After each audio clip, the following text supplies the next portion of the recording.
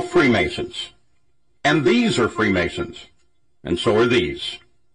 He is a Mason, and so is he. They come from all walks of life, from all businesses and professions. They come from a wide variety of backgrounds and places, but they have one thing in common. They have discovered a fraternity, the Free and Accepted Masons, and they are all brothers. Welcome to Modern Freemasonry, as we give you a glimpse into the fraternity that has affected men's lives for centuries, and why I, and thousands like me, share this special brotherhood. When I first explored this great fraternity, I didn't know much about the rich histories and traditions of Masonry, but I did see the special interactions of the members of the lodge, and saw firsthand what real brotherhood was all about.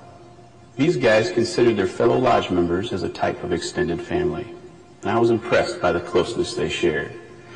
As I learned more about my fraternity, I knew that my decision to be part of this grand society was one of the best ones that I would make for my personal and professional development.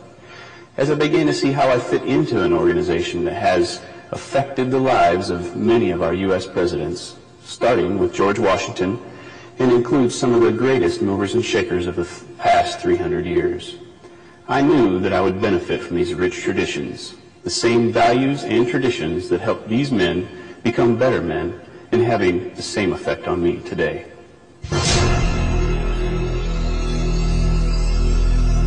The mythical beginnings of the fraternity date back to the building of the Temple of King Solomon in Jerusalem around 1000 B.C. But the accepted origins of modern Freemasonry can be traced to the stonemason guilds that formed during the Middle Ages.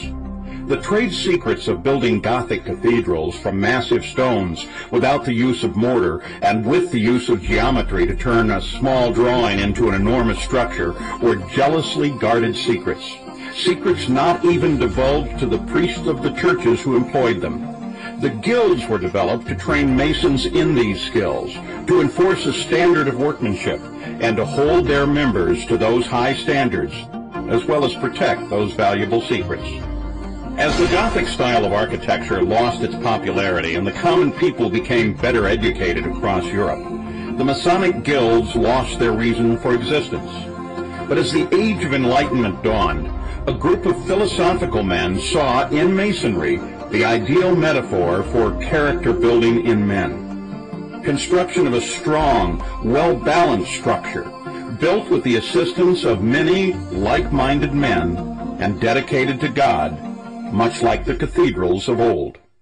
By the early 1700s, Freemasonry had changed from a guild of operative masons who actually built buildings to a character-building society of speculative masons, dedicated to taking good men and making them better. The fraternity of Free and Accepted Masons has been an integral part of culture of the civilized world throughout much of recorded history, and part of American society long before the colonists took up arms against the Crown in 1776. Many Americans don't realize that the development of America as a nation is interwoven with Masonic history, an illustration of Masonic traditions and values at work. These ideals of faith, combined with tolerance, charity, and responsibility, and belief in the intrinsic goodness and equality of man, were carved into the foundation of our nation by men who first learned to practice them in a lodge. George Washington, Ben Franklin, John Hancock, James McHenry, and James Monroe were Masons. 9 Freemasons signed the Declaration of Independence, and 10 signed the Constitution, and 14 U.S. presidents have been Masons. As a Mason, I've taken advantage of the many benefits of membership. Of course, I'm having a lot of fun doing it. I came to realize that my fraternity serves me in a lot of ways, some of which I didn't expect at first. The members of my lodge are not just a collection of brothers who get together in meetings and other functions. They serve as a social outlet and mentors for achieving my goals. Masonry has introduced me to business and civic leaders that otherwise may have never known.